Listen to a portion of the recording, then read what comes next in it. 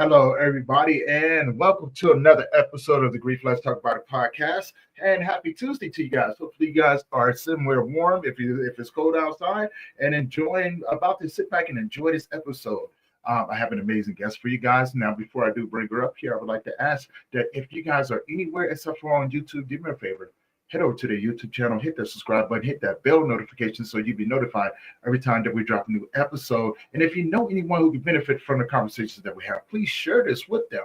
Now, before I bring on my next guest, I would like to say that this is for educational purposes only. And without further ado, guys, help me welcome my next guest, the amazing Becca Stackhouse to the show. Becca, how we doing? Good. How are you? I am doing amazing. Welcome to the show. Thank you for having me. I'm excited. Yeah. Now, before we get started, tell people who you are, where you're from, and about the work that you do. Okay. So I am Becca Stackhouse-Morson, and I am the owner of Stacked Intent. And so Stacked Intent was created with a clear mission to be able to help people find their best authentic version of themselves. And so I have loved doing that through my education and through my experience. And so I'm just a person that loves to give people resources to really find the healthiest version of themselves. I love it. I love it. I love it. Now, let's now explain with people how the process of that works, because you and I talked, and I find it fascinating, right? Because I'm all about people. I'm all about the healing process. People finding themselves through the worst things that they've ever gone through, the losses, the trauma, the addiction, and things like that, and just finding that other version of themselves that come out a lot stronger mentally, emotionally, physically, and as well as spiritually, right? You know, so I think that's where you and I resonate because we kind of fall into the same lines and everything. So explain people to what that really means. So it's really looking at yourself. It's understanding this relationship that you have with yourself. It's understanding that a lot of times when we think relationships, our society has made us kind of think romantic. That's the first place that our minds kind of go because of what our society, what our movies teach, what we talk about. Like it's just more of the focal point of what happens with the word relationship. And so what I've learned in my education and through talking with people and just watching people in my life of there's more than that. There is more than this relationship that's romantic. We have a relationship with ourselves. And if we haven't listened to that relationship with ourselves, the rest of it's going to be hard. And so we've got this relationship with ourselves, and we got to figure out what a healthy version is. And sometimes we didn't come up in a home that's going to give us that healthy version. And so that's where I've really found of understanding what healthy is, understanding that self-talk is important. Because we think about it, sometimes 80% of what we say to ourselves in a day can be negative. And so we can say a lot of negative things to ourselves that we may not have said to our friend or said to our partner or said to someone else in our life. So it's really looking at that and understanding that your self-care is important, your personal growth is important, and that healthy relationship with self is important because that healthy relationship, that's what flows over into your relationship with partner, your relationship with siblings, your relationship with parents, children, as a coworker, as a employee boss relationship. It's also the relationship that you have with things like nutrition, finance. It's like in finance, it's understanding that budget's not necessarily a bad word. And so it's understanding that relationship goes in such a more depth way than just down that path of romantic. Right. Because there's so many things that can be connected with, and you and I talked about it one time before, connecting it with grief and trauma, mental health, addiction, all of those different things, and when I speak about this, I also speak from a personal standpoint, when I was going through my losses, my self-care was not, my self-talk was not there. I was like, you know what, you're a bastard. You should be ashamed of yourself. Look at what happened. You had one job, Tony, one job, and you couldn't even do that. So it was a lot of that, right? Now I was always good at speaking life over other people and into other people, but I sucked at it for myself. It took me a long time, a lot of healing, a lot of self-reflecting, a lot of just rewiring my mind to see things in a different perspective, right? Um, and of course that takes a lot of work. It takes a hell of a lot of work. Oh, But it takes a ton of work. your own experience too, right? You have your own experience where you've had to go through this. Walk us through your journey about before you got into this, and what was that determining factor of you saying, you know what, I think this is what I want to focus on. So I've kind of always sat in that place of finding a relationship with myself important. I was fortunate to grow up in a home that encouraged it, encouraged our individuality, encouraged who each of us were and ourself. But along that, my parents really focused on us having friends and having a safe place to have friends.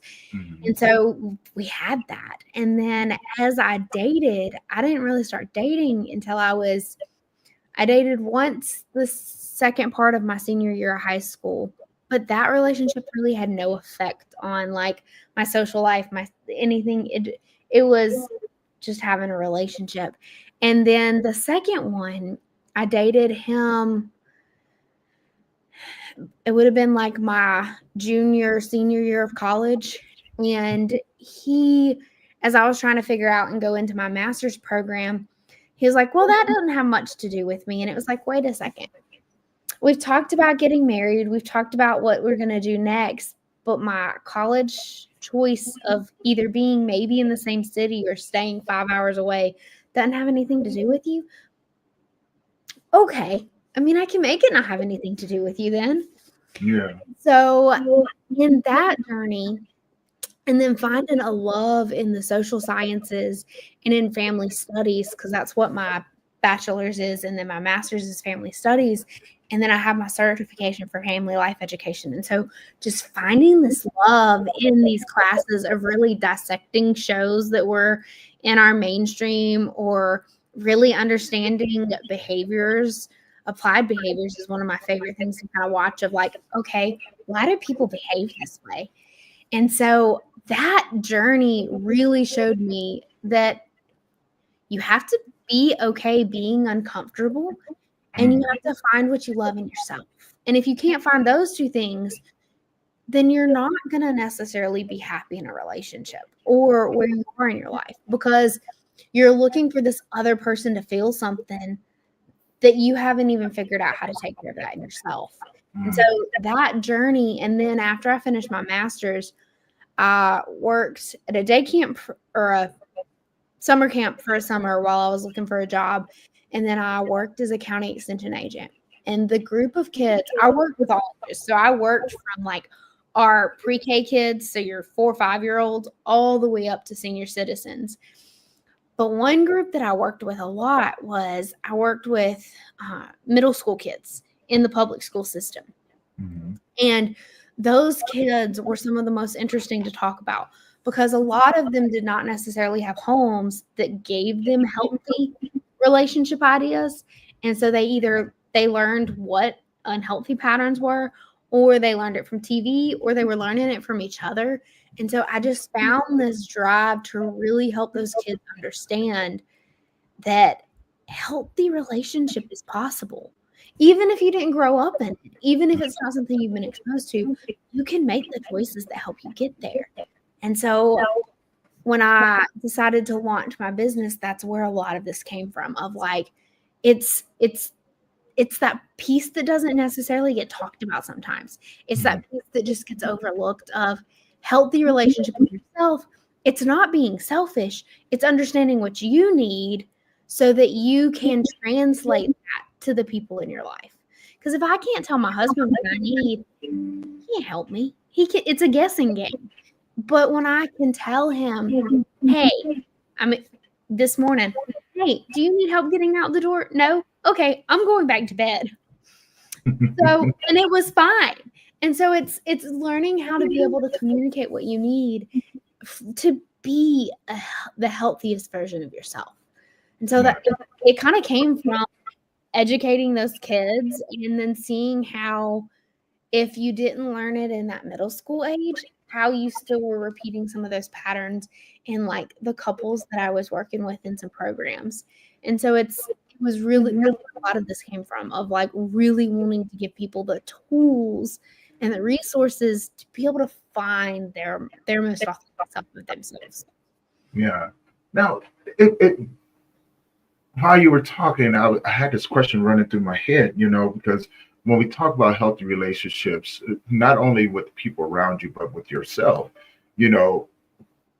often, because I work with a lot of men. A lot of times as men, we're so stubborn. We don't know how to articulate what we're feeling, and we deal with a lot of things in sometimes the most destructive ways, right?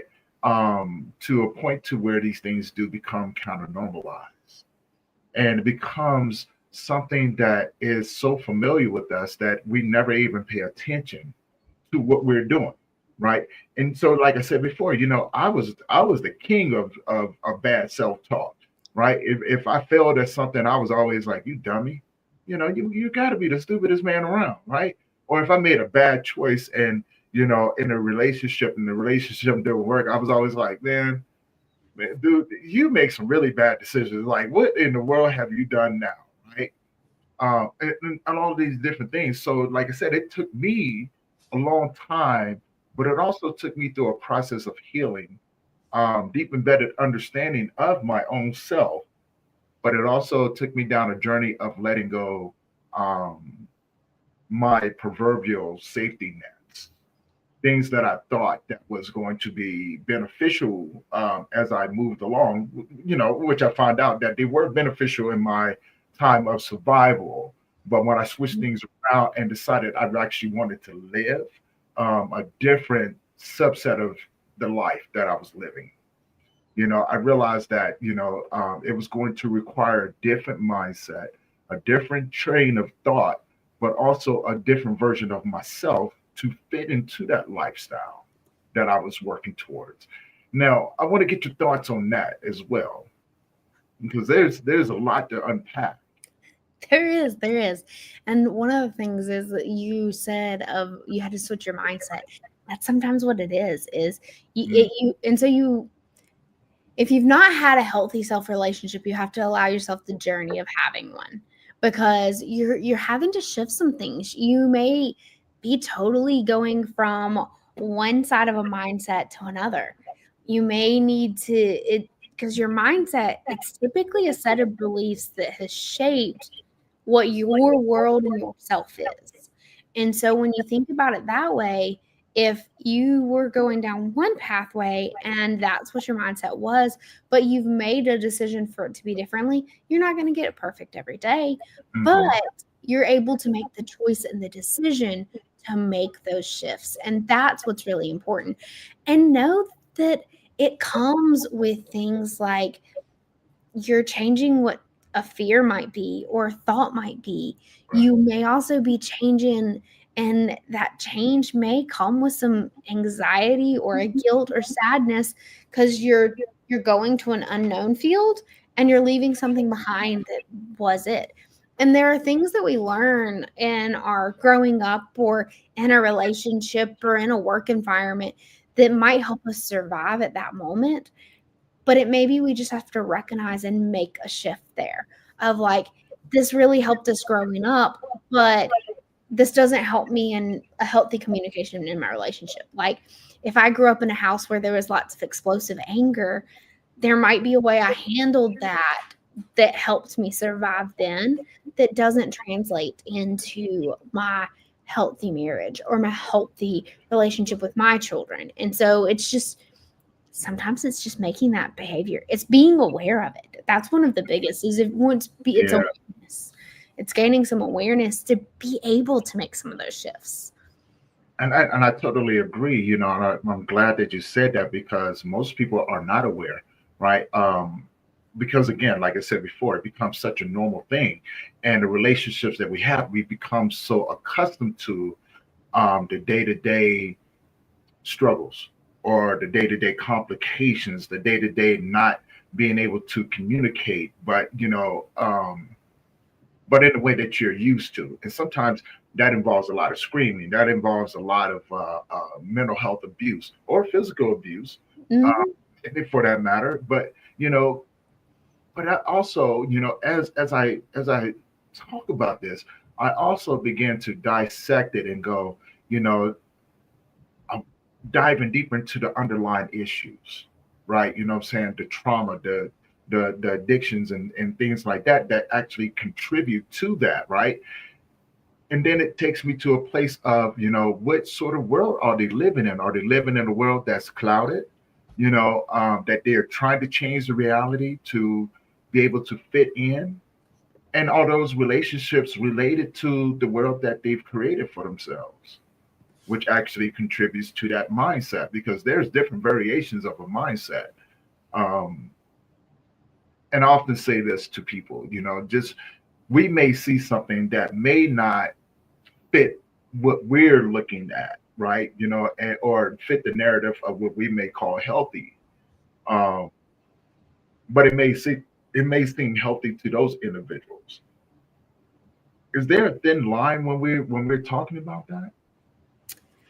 I think it's one of those, and that's where you have to really understand what it is for yourself. Of like, yelling can be a really good one to look at, because my level of what yelling sounds like may not be the same as what someone else's might be. Like, a slightly raised voice might be yelling to one person, whereas you have to be full out yelling for it to be for another person. Mm, And so a lot of times that's where miscommunication starts happening, because then we get stuck on that part. We get stuck on, well, you were yelling at me. No, I wasn't. Okay, but in my eyes, you were. mm-hmm, And so it's being able to understand that, one, we all grew up in different environments. And you can look at the research on even siblings that come out of the same house. None of them came out the same. None of them had the exact same experiences.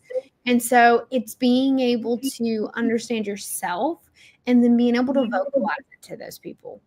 It's also being able to look at things like what your past experiences are, because they've programmed our minds in some way of yeah. some kind of behavioral patterns, whether it's a blockage that we've created, limitations that have been put in our mind, fears that have happened. So, like, it's being able to recognize what past experiences have done for you. And then you may have to deprogram something to Mm, reprogram it. So you may have to, okay, if when I raise my voice to this point, my partner or my friend or my coworker feels like I'm yelling, okay, I need to evaluate it back a few steps so that they don't feel like I'm yelling, because I'm not trying to yell. mm. Those kinds of things. Okay, that definitely makes sense, and so it leads me to my next question and my next thought, because when you know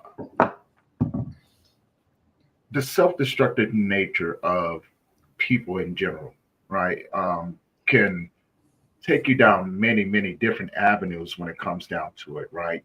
There's, say for instance, I'll just use myself, because I don't want to try to put anybody in a category or anything like that.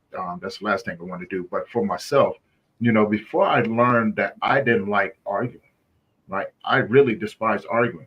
And so I get very defensive when people start to raise their voice. And I'm just like, no, I'll just walk away from you.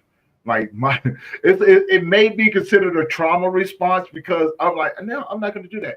But life has taught me that when people begin to raise their voice, the anger begins to go in, because it begins a competition of, can I push your buttons to a certain extent type thing, right? And after a while, it's all out of control, right? But it, for me as being a man, it's a competition. Can I really push your buttons to that point? To let me see how much I can piss you off. so, so for me, like, it took me a long time to understanding the emotional reaction when it came down to that, and then the talk that I had to have within those couple of seconds. So then it became more of a response, right? And what I did, I learned how to calm everything down and would go, you know what? I would rather sit down and talk about it when you're ready. But right now, with everything, with your emotions being so high, I prefer not to even address it right now.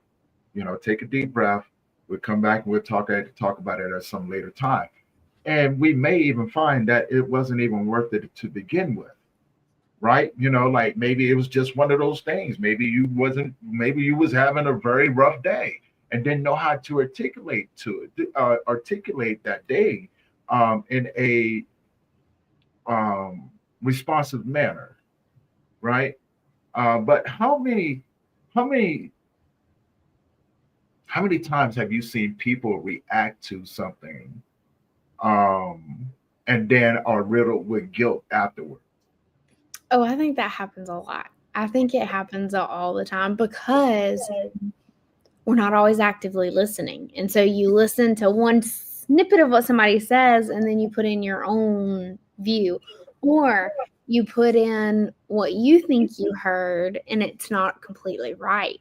And one thing I thought about while you were talking is we all have that fight, flight, or freeze response. Mm-hmm.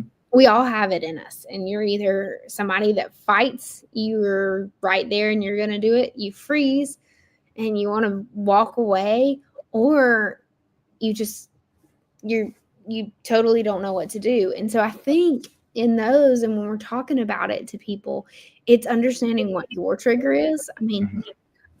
I'm going to fight until you're done. And you eventually sometimes you lose the whole point of what an argument was or why it started, because it becomes, I'm going to just win. Well, that's not helpful. That's not beneficial. And so it's being able to, okay, I know that about myself. And so most of the time I can sit there and recognize that, hey, I need us to take a timeout. And timeout's not a bad thing. Timeout, when we hear that as a kid and you put in the corner, which I guess technically you think about it that way, but a timeout could be, hey, I need 5 minutes to go take a walk around the neighborhood, and then let's come back to that conversation.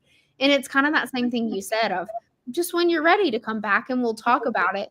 And then it allows for both people to not be, for your brain to come back to a settled point versus one of the illustrations I've used before is if you take like a clear water bottle and you put glitter in it and you shake it all up, that Mm-hmm. glitter is totally clouding the whole bottle.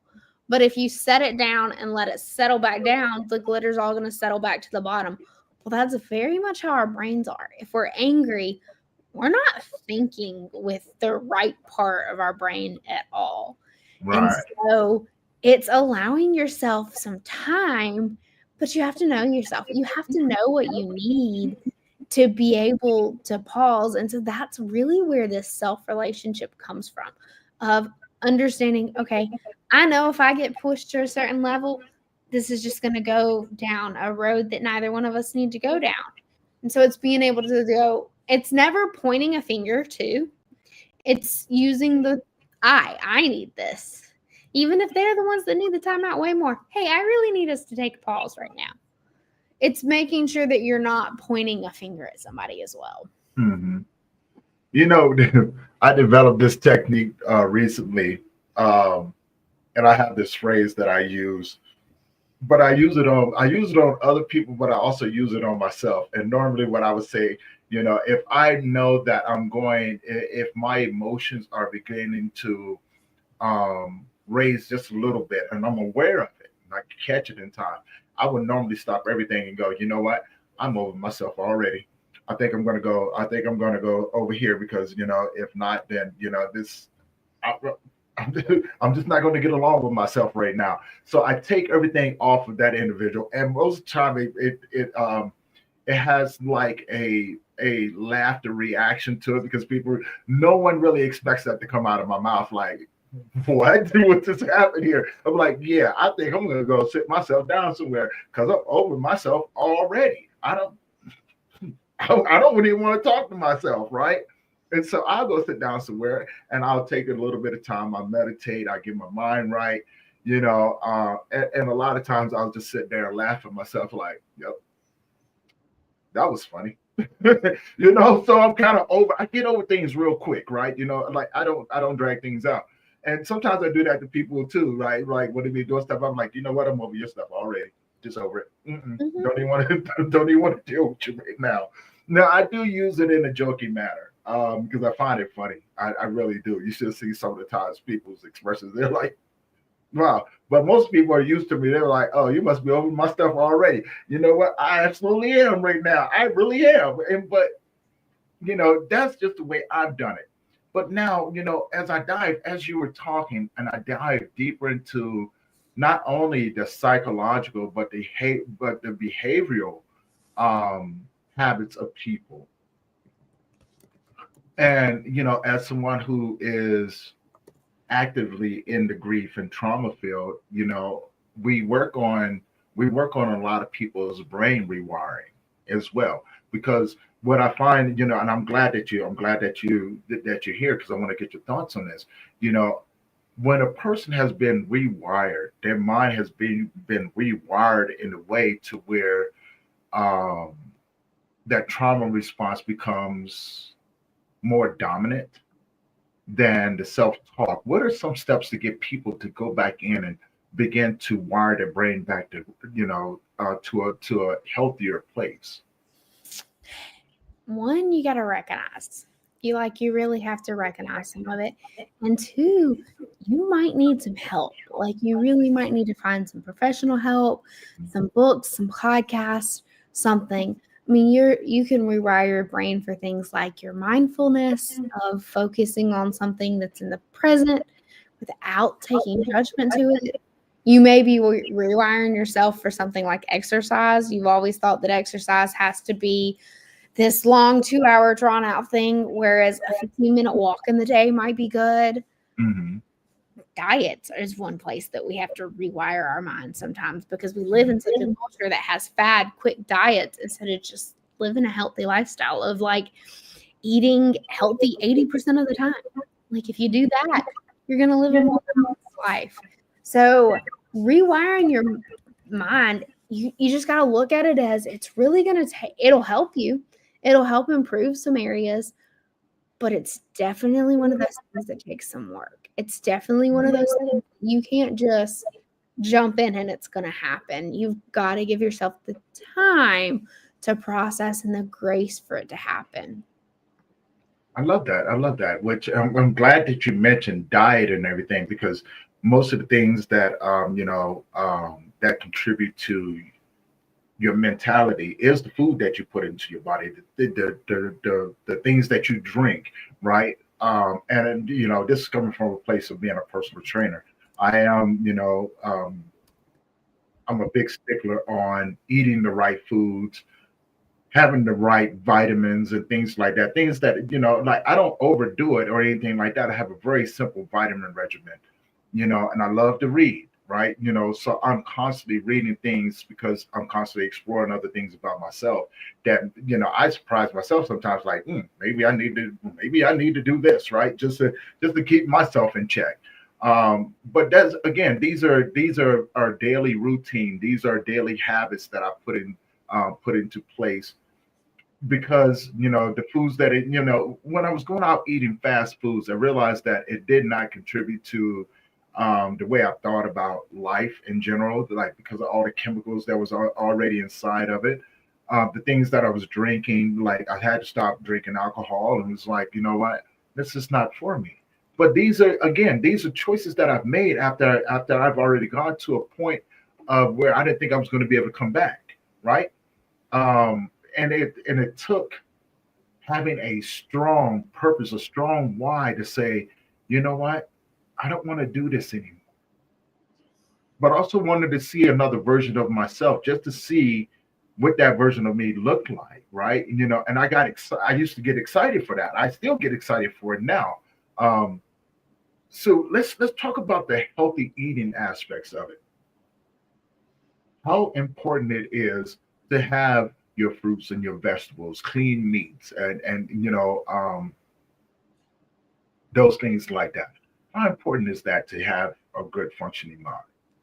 Oh, I think it's one of the most important things because, and so my bachelor's research and my master's research were on how foods affected kids in school. So like how their food affects their function in their school. And it's one of those things that's so interesting of like the kids that started off their mornings with things like cereals or something that was high sugar, they didn't do as well as the kid that might have started their morning off with something like an egg and or a high protein. And so it's one of those things that I personally find extremely important because so I have Crohn's, and my Crohn's, if I've been able to come off of medications on my second year of being totally off of medicines, but I'm able to do it with my food, managing how I eat my food. And so it's one of those things of like, have you ever heard when you shop at a grocery store, really the better place to shop is like on the outskirts of the store and never really go up and down any aisles? Because that's where the less processed food is. And so it's not saying that you absolutely can never do any of these things, but it's doing it in that moderation. It's shooting to, if you shoot for 100% of healthy all the time, you'll end up with about 80% of a healthy diet and 20% of that flex. And so that's really a pretty good place to sit because then you're giving your body what it needs. You're giving when you eat things like green vegetables, you're giving your body antioxidants. When you eat berries, you're giving your body anti-inflammatories. When you eat red peppers, you go back into more of those antioxidants. And so it's giving your body what it needs through whole foods. And I've watched some little kids around me. They're perfectly great. They're fine. And then as soon as they're given that processed food or that candy, they have complete meltdowns over things that they were fine 2 minutes ago. And so the effect that sugars and processed foods can have on us is something that people don't give it credit for. Of like, it's okay to have occasional things, but really try to give yourself whole foods, and that helps your mind and it helps your body. I love that. Because again, you're talking about language when it comes down to that, because I'm a huge stickler, and understanding how certain grains can affect your body as well. Things that one of my colleagues, she teaches is gut health, right? And the understanding, how certain foods will affect your gut and how important that is to regulate your nervous system as well, right? Because what we found I've been doing the work that I've been doing for over 5 years, and I've delved deep into not only the physical aspects of how to regulate the nervous system, but how to regulate your psyche as well as your behavior, and helping people finding healthy routines to help keep themselves in check. And what I mean by that, because sometimes you do have to check yourself, because sometimes you have to understand you may not be getting along with yourself in that moment. And what that does, it reflects on how you treat other people. So, when I work with these men, and I tell you, most men out there, life kind of takes us down certain paths, and teaches us certain things that we adapt, because we get into the norm of people telling us that no one cares about what we go through, right? No one wants to hear about what's going on with us, so we become emotionally unaware of how we do things, or how we treat people in that manner, right? Because we're so busy trying to compete with the masculine side of ourselves, without being vulnerable. So I helped them. I was like, hey, come work out with me. Let's talk. And through conversation, that's how we put together. I go, hey, maybe you should try some, maybe go vegan for a week. Not for a vegan, get some fish in you, right? Get some fish in you, but stay away from like the heavier meats like your steaks, and stay away from the chicken for a little bit, but try to eat something that's higher in omega, fatty acids, like like your fattier fish like salmon and trout, maybe some things like that. But don't try to buy it out the store. If you know how to fish, go out there and fish and get it, get it fresh. That way it's not processed. And it's a lot healthier for you, right? But also teach them how to have a good, healthy relationship with their foods. And it's all part of getting them to getting their gut health back to a nice, healthy balance, and to build up those healthier enzymes within their balance to help regulate that nervous system. So but then, like your heavier, like your meats and things like that. Like if you're going to eat your meats, try to eat deer, elk, um, antelope, stuff like that, right? Some things like that. But that's me, right? Because I like to hunt, right? I do, and so for me, that is like a more grounded way of looking at life and having a healthier relationship with myself by being mindful of how I approach my day to day. Well, Right. I think that the relationship that you have with food, it's when you have a healthy relationship with food, you're kind of showing how you can have a healthy relationship with yourself. Hmm. Because it's like that, what you're talking about of practicing what you're eating, like being mindful. And I mean, we've gotten out of it, but eating in season is a big thing that can be helpful because that's in the season that something is grown, is kind of in the season that it's at the peak that it's going to give us the most nutritional value. And so it's kind of learning that eating in those cycles, or it's listening to your body. Mm. One of the Yeah. things that I found most interesting is it's eating like when you're hungry and stopping when you're full. Like I strongly don't believe in the making a kid clean their plate, because then if they've sat there and they've said I'm not hungry anymore, I'm full, and you say you have to eat that plate, well, you've just told them what their body is telling them is irrelevant. Mm. Now, if we don't eat our plate and then 5 minutes later we want the dessert or want something else, that's not the same thing as no, I was full. Like I didn't want anymore. And so I think that we've in our society in some ways not allowed people to learn how to listen to their bodies, of like, listen to when you're hungry, listen to when you're not hungry anymore. I mean, during the week, me and my husband don't eat together very much because I eat lunch at like 10:30 and dinner at like 4:30. And so he's not home during those times.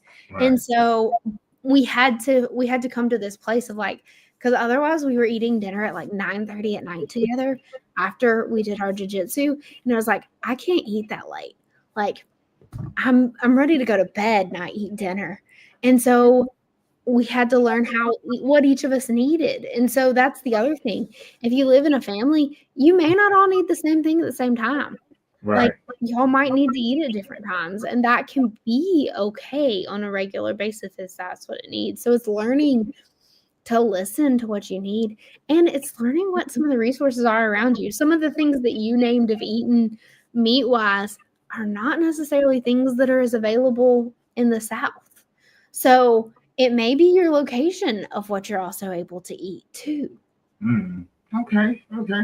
Because I've been all over the place, and I've had things like alligator. I've had ostrich. I've had, I love a good deer and antelope. Because only thing with antelope is so dry, right? So you have to add something in it once it's processed. So it does taste kind of good because it's dry and it will burn fast. So you gotta know how to cook your meat. So again, that's having a healthy relationship with the foods that you eat. I like quail. Don't get me wrong, I still like chicken. I just like to go to a farm and get my chicken if I can. Or if I'm going to get beef, I prefer to get it from a farm than to go to a store and buy it because it's too processed and it's like almost recycled. Right, you know what I'm saying? Like, oh, it's drying out. Let's go roll it back in the blood to get the hemoglobins back in there. And you're just like, because once you see it processed, it never looks the same anymore. You're just like, no, I'm not going to do that, right? So it's I think that it's important that you understand where your foods are coming from, where your nuts and grains are coming from as well, you know, and understand what you're putting into your body, because there's a lot of chemicals out here in the world that they spray over top of it, call themselves trying to protect it from the bugs, etc. And it's slowly but surely causing you to have these mood disorders because it's attacking certain receptors within the body, on top of everything else that you're enduring on a day-to-day basis, right? And so, which leads us down the road of, looking at things, looking at life in general. And my question would be, what would be some steps that what would be some of the things that you have seen that have been your biggest challenges that some people may be going through right now? I think transitions are a big challenge Mm. of like going from one part. So like for me, I went from being single for almost 8 years. I say almost 8 years. Remember, I had 2 short relationships and that's really it. Mhm. But I went from being single to my husband and I decided to start dating in June of 21, and then we got married in March 22. So like we knew each other a little bit before that, but like we started dating in June, got engaged in September, and married in March. Well, we just went from both of us being single to now you're learning how to live with somebody every day. Mhm. And it's not that I don't love him, but that was one of my hardest transitions because I had lived alone. I had lived completely by myself with my own routines, my own habits, my own all that. And I had to learn how to communicate to him in a way that didn't come off harsh. So my journaling and my devotional is one of my biggest things for me. And since I was like 8 years old, maybe even a little younger, I've always done it before I went to bed. Like I would tell my parents good night and then I would stay up another 2 hours doing my journaling and my reading. And so when I got married, it became this, oh, I can't do this at night because this is when we actually have a few minutes to talk as we go to bed. And so I had to figure out, and it took me almost a year to figure out where that could go in my day. Mhm. Because it's hard to say that you're going to do it in the middle of the day. It is. And so now I do it when I wake up in the morning. But figuring out where that had to go in my day was hard. And so that was one of those things that was important to me. And my husband saw it was important, but it was hard to figure out where it needed to go so that Right. we could still have our time together, but I still got my journaling and my devotional time. And so I think that's one of the things. I think there's transitions that people struggle with, and we don't talk about it. We don't talk about when you go from singleness to being married, that it's supposed to be this great honeymoon period, but you're really changing your identity and you're changing some big things. Mhm. And then for me and my husband, we got married, and then within 3 months, we sold a house, moved states. He started a new job. I wrapped up on my career and launched my business. And we moved in with my parents down in their basement for a little while.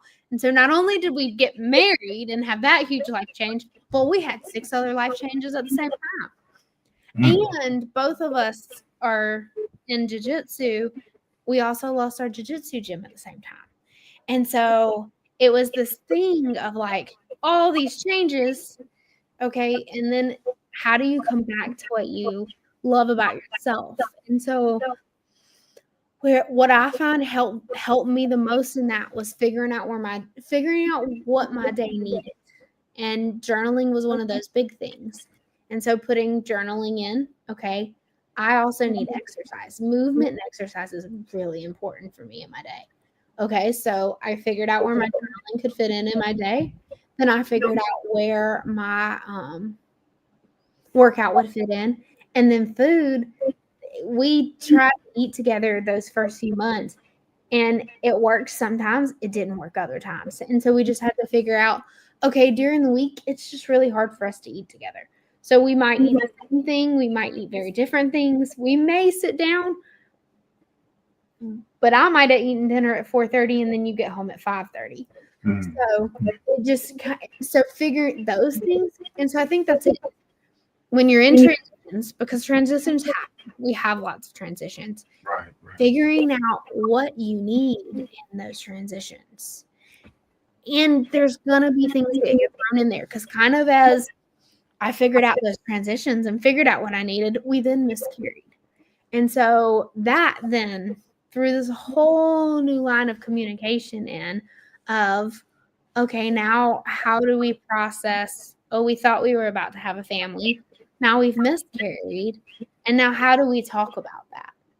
And how do we move forward? And so it's learning how, one, to have honest conversations with yourself about what you need, and then how you can relate that to the other people in your life. Right. Okay. I'm glad that you opened up the doors with that, because now it leads me to my next question. When you talk about miscarriage, right, you're not only just dealing with the hopes of a family, but now you're dealing with the loss as well. And I know it's hard to talk about those things, right? It's hard to go, hey, I just lost a baby, right? Not only did you respond to it, but how did your husband respond to the news of that? And what were some of the steps that y'all took to not only communicate, but work through the grieving process of that while you're trying to, keep yourself sane? I'd say it took me a while to get there because I was only about 6 weeks pregnant, so it was very, very early. But because of how I know my body with my Crohn's, I knew I was pregnant pretty quick. And so we knew, and I come from a mom that's always been pretty open, and my parents miscarried. So one of my mom's biggest things was, you've got to tell some of the people around you, because they can celebrate with you when it's exciting, but they won't know why you're upset if nobody knows. Right. And so there were people that knew, and I threw myself into helping a friend out in a situation of just helping her take care of her girls because she needs some help. So I just threw myself into loving my niece and giving her what she needed at the time. And then I came to find that I just didn't fully deal with it or recognize how hard a miscarriage is, no matter the stage it is. Like it's a baby no matter what stage it is. And Right. so talking about it was helpful, but also understanding where me and my husband came differently. I saw different things than he did. We both found it sad, but not always at the same time or not over the same things. And so it's been the process of honestly communicating with ourselves and then being able to communicate without attacking to the other person of, why aren't you sad about it about this way? Well, because you don't see it the same way I did. You're not sad about that part. And so it's learning how to communicate without attacking somebody. And miscarriage is definitely one of those things that is not talked about until you miscarry. And then you have all kinds of people talk to you about it. And all kinds of people share. And it's just one of those that sometimes people don't know how to respond. Sometimes people don't know how to express. Sometimes if somebody's not gone through it, they have no idea what to say. This is true. Yeah. And that's what we want. That's what I've run into some. And so the processing of it was learning how to recognize that it's a sad thing. And then being able to move forward of, okay, it's just like everything else that's happened in my life. It's a part of my story. It's a part of, okay, I wouldn't have understood somebody's miscarriage any other way than going through one myself. And so now how can I use that in, okay, that's a part of my story. And so it's important to be honest with myself and being able to find that authenticity of, okay, this is that part of my story. Now, how do I share it to help somebody else in their story? Mm-hmm. Well, I'm glad that you said that, because You're right, because a lot of people don't talk about it, and there be some people out there that may have some different interpretations of what that looks like, right? And I respect everybody and their thoughts and their opinions, and um, I've seen I've seen the other side. I've seen the pain. I've seen where people was trying to navigate. My one of my really good colleagues, Shauna Southern. This is her expertise when it comes down to that. So I learned a lot from just conversating with her and watching what she does. And some of the things that she said, and that as a man I never really thought about. Now, I have been around. Or had a girlfriend one time, long, long time ago, where she had a miscarriage, and I saw that more people were catering to her than they were me. So my feelings was really irrelevant to them. Although we experienced it, which is one of the reasons why I'm so passionate about people creating an atmosphere to have those conversations around it, to be able to properly um, articulate your emotions in a healthy fashion, because, and this is coming from experience, most men, we don't know how to do healthy fashion of expressing our emotions. But now what we will do, we will express it. It's not like we don't feel it. We express our emotions very deeply, but we express it in different ways, right? Mm-hmm. A lot of times when you will see a man angry, this is often how we express our tears. Reason being, society tells us that we have to be a man. We can't be weak or anything like that. So we do things to trick you, right? And to thinking that we're still masculine. So we have to go out here and do some masculine stuff. So I'm going to get angry. I'm going to go out here and pick a fight or maybe argue with you and things like that. That way I don't let on to you what's actually going on with me, right?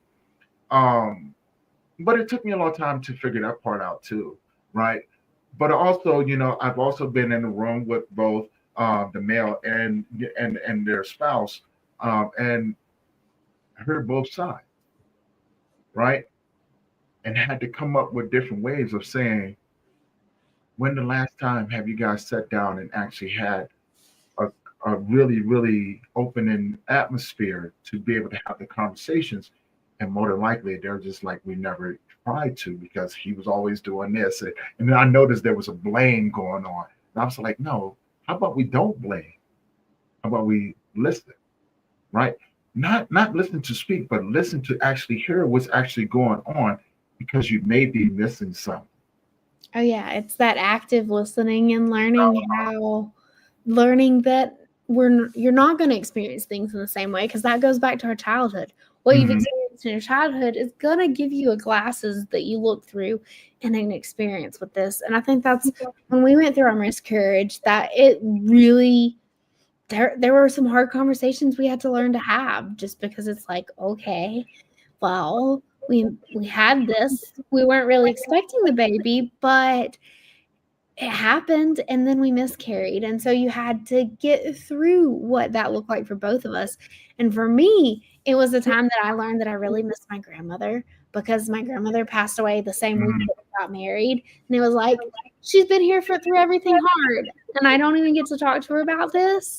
And so Mhm. it's you can't just shove it in a box either. You have to sit down and deal with it, whether that be with a partner, a friend, or that might be where you go seek some professional help of a counselor or therapist that can really help you talk through and give you some tools to help, because you got to sit with it. And that's where I really believe sometimes you have to sit with that uncomfortable feeling to Yeah, really get the yeah. gist of it.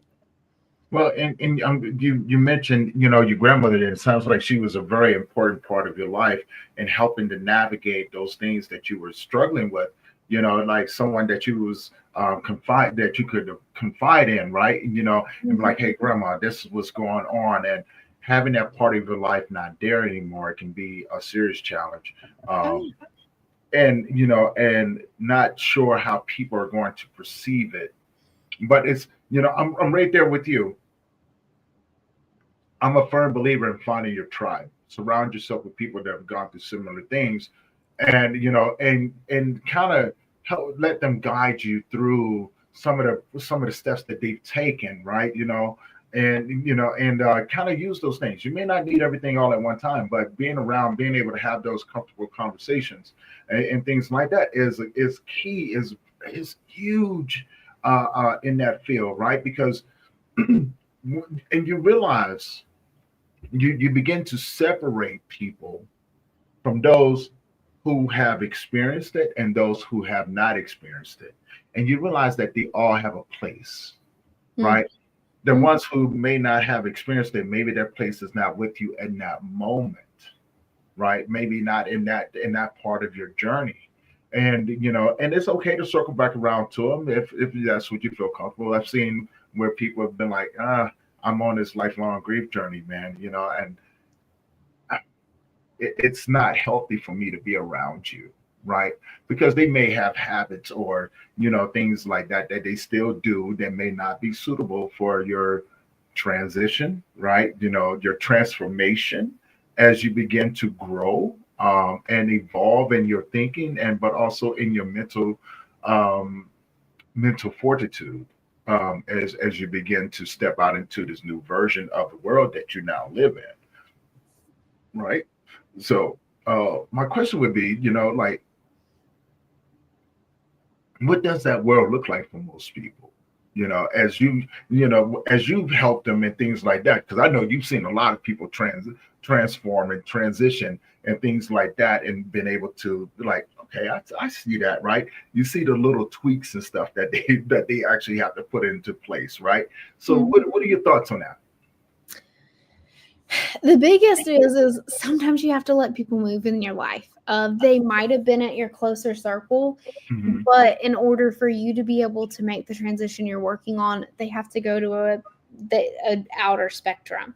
And Mhm. so it may just look like, and it may just be for a season. They may just have to shift so that you can get yourself to where you have better boundaries, you've got better communication, you talk to yourself positive, you put yourself in a first place.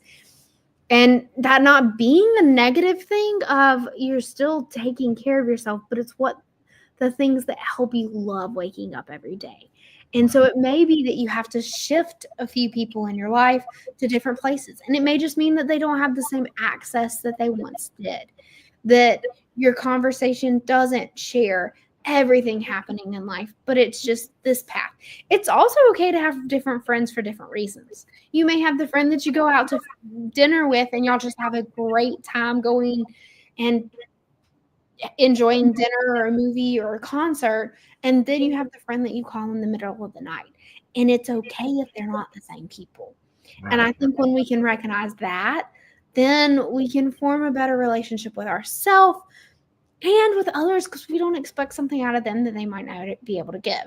And they may not be able to give something because they're at a different stage in their life or Mhm. something's happened in their life because we all have hard stuff happening.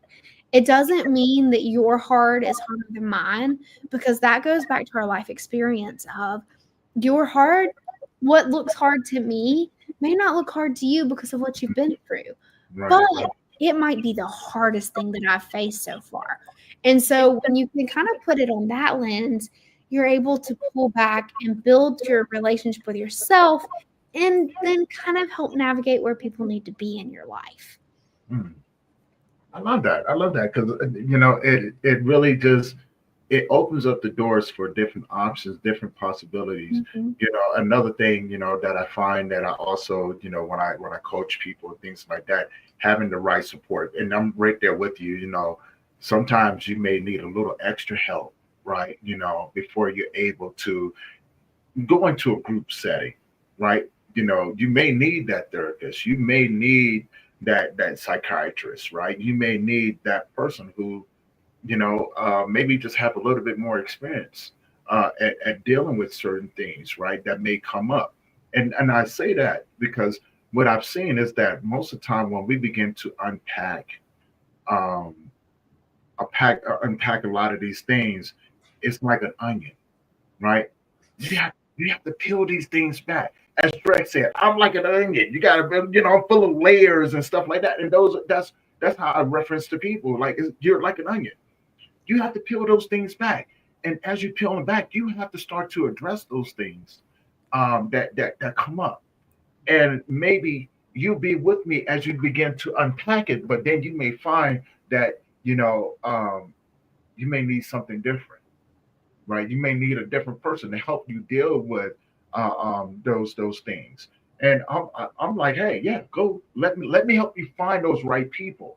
And I think that's totally important too. Having the right support. Like, I've seen too many people jump into some of these support groups, and man, they get a bad taste in their mouth. They're like, I didn't get nothing out of this. I'm like, did you search around? Right? Did you search around? Because there's a lot of other stuff in there. Well, my friend told, yeah, then I know. Your friend told you this and your friend told you that. But your friend told you this because that's what was working for them. Mm-hmm. You're in a whole different category. So, I've seen people get bad taste in their mouths on that. So, how important is the guidance to be able to have that right type of support, but also being functional and understanding when you've got enough and not feeling the shame of going to find multiple things that may work for you. It's understanding yourself. It's going back to that of like, a support group might have worked for a friend of yours, but it may not work for you, and it's okay. I mean, it's like finding a coach. You may need to look through 5 coaches before you find the one that clicks and helps really hear what you feel like you need heard, or Mhm. finding a therapist. And so it goes back to that understanding what you need, understanding the respect you need, the trust you need, the honesty you need, because some Yeah. people are going to be more honest than others. I mean, and that's just how it is. And so it's understanding those characteristics of what you need for your own decisions. Hearing other people's opinions, it can be a great thing. But sometimes you have to go back to, okay, what do I really need? Or if you're in a partnership, it's going back to, okay, what does our partnership need? What's Mhm. going to work for us? Does it work for us that we go to the gym together, or do we need to go to the gym separate? Like, what's going to work for our relationship? And that can be the same with a friendship of, okay, my friendship this is how it was in this season of life, but in this season of life it looks a little bit different. And so sometimes it's that understanding self, but it also comes with some self-acceptance and Mhm. being okay letting things fall where they just need to fall sometimes. So I like the fact that you and your husband both do jujitsu, right? Because I used to fight MMA, and you when you talk about jujitsu, I'm just thinking to myself like, yeah, you telling your husband, I'll submit you, I will, I'll put you in the arm bar, put you in the guillotine. Oh, and my vows, I vowed to tap him out. We wrote our own vows. Mhm. We I love also it. met on the jujitsu mat. That's where our relationship started as friends and then built into our marriage. So it was where we met, and it's how our and jujitsu is one of those things that's going to, you have such a different level of trust with people because you are trusting that when you tap, someone is not going to continue to choke you out, or someone is not going to continue to rotate and break off your knee or your ankle. So Mm, like there's a level of trust that just comes in with the people that you meet on a jiu-jitsu mat, because you're trusting that when I tap, that we're saying that whatever would have happened next happened. yeah, no, I'm over here laughing because I can only imagine you, Becca. Like, you know what? Got an argument with me this morning, I'm gonna choke you out. Why don't you go to sleep now? And he be trying to tap out. And he's out. Oh, so our wedding, we had the first dance, but we also did a first roll. So we changed out of his tux or his suit, and I changed out of my dress, and we changed into rash guards that we had designed. And this was supposed to be a nice, flowy, we're just kindly having a first roll. Well, we hadn't rolled together in like a week and a half, and we rolled together every night typically. And so I get him in a great position. I have him in a heel hook, and I'm like, why is he not tapping? Why is he not tapping? Okay, I'm just going to keep rotating. He realizes that I'm not letting go and that he should tap. So I almost blew my husband's knee out Oh, 2 hours into being married. oh. Well, Then he turned around and choked me. So that he's like, okay, it's not going to be an ice roll. We'll do that. was payback. Yeah, and our coach, and then there was a good bit of jiu-jitsu people at our wedding. Our videographer is a jiu-jitsu, and they were, when you look back at the pictures, it's hysterical because you can see the people that understand what we're doing, and then you see the people that are like, it's priceless. It's hysterical. We find it hysterical. Oh my God. I'm over here imagining it, right? Because here you are, you have this innocent face, you have this innocent voice, and here you are tapping out your husband. And he's like, you know what? I'm gonna get you. And then he tries to choke you out. Yep, that's pretty much how it went. Yeah, and I'm just over here, just like, you know what? I'd have been dying so hard. I'd have been laughing. I was like, oh my God, this is perfect, right?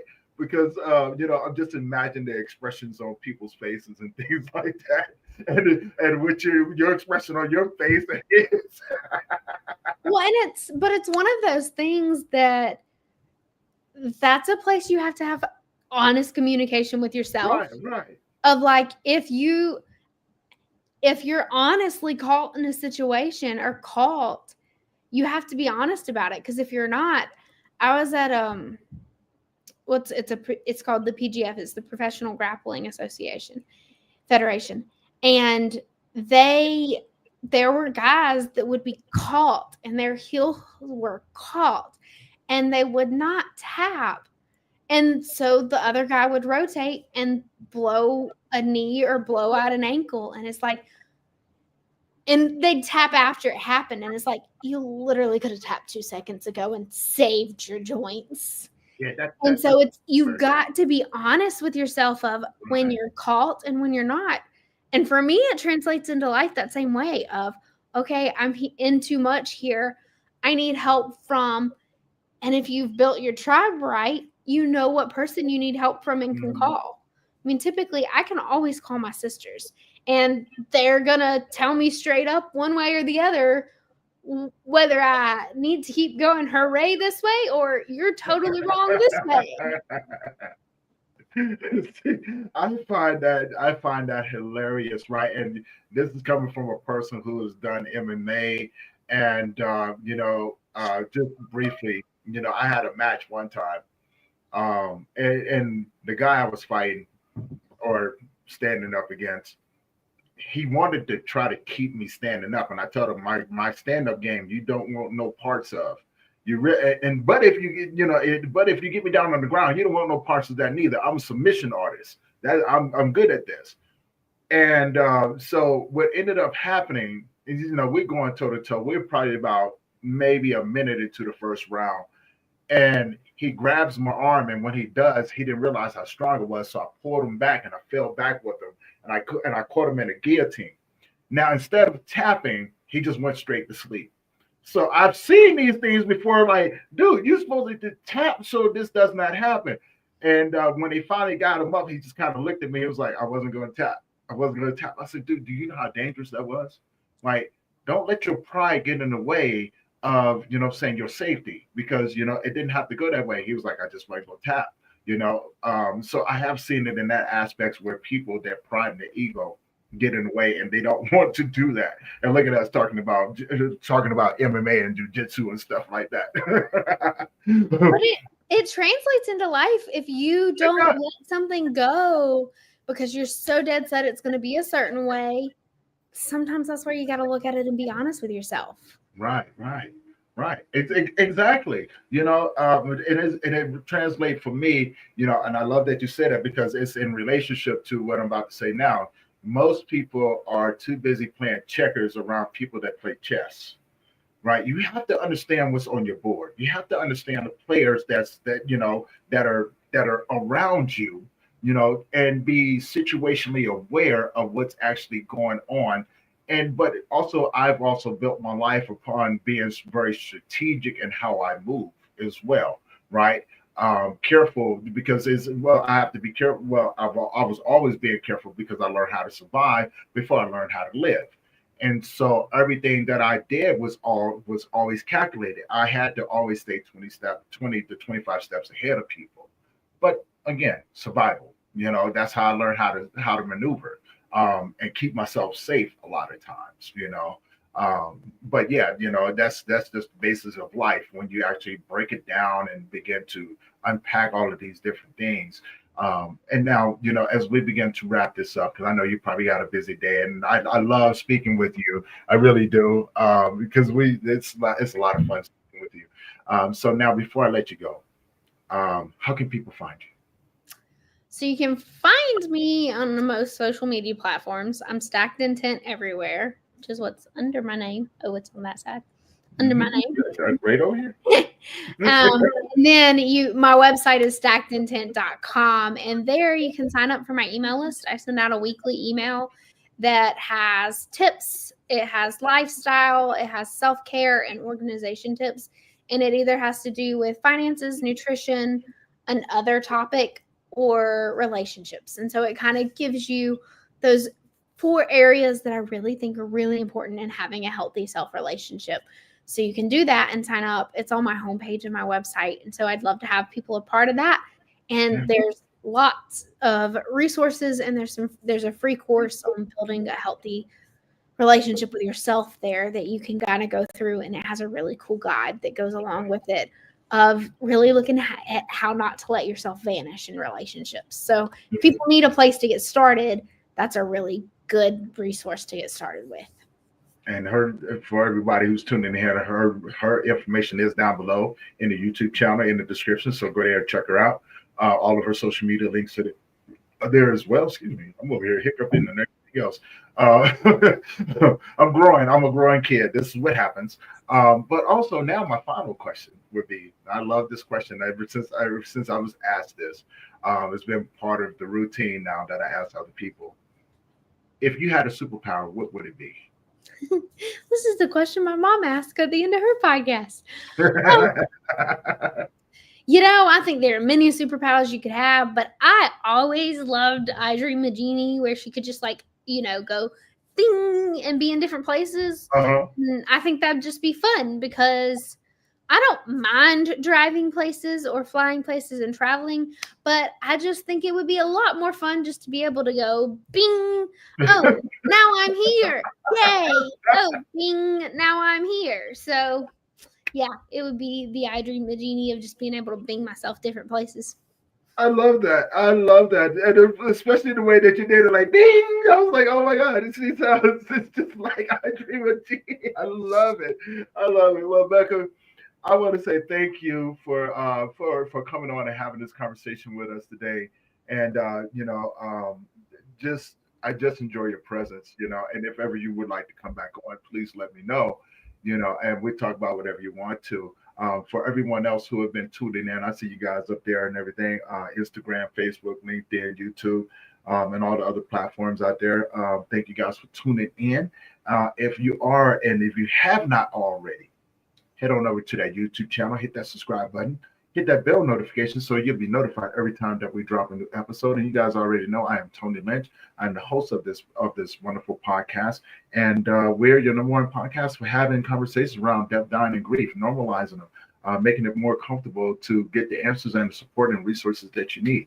And with that being said, guys, we're going to close out this episode. Thank you guys for tuning in. We're going to see you guys in the next episode, which is going to be tomorrow. We know we're doing daily episodes. And so, with that being said, Becca, again, thank you for tuning in. For everyone else, you guys have a great, amazing rest of your day. Peace.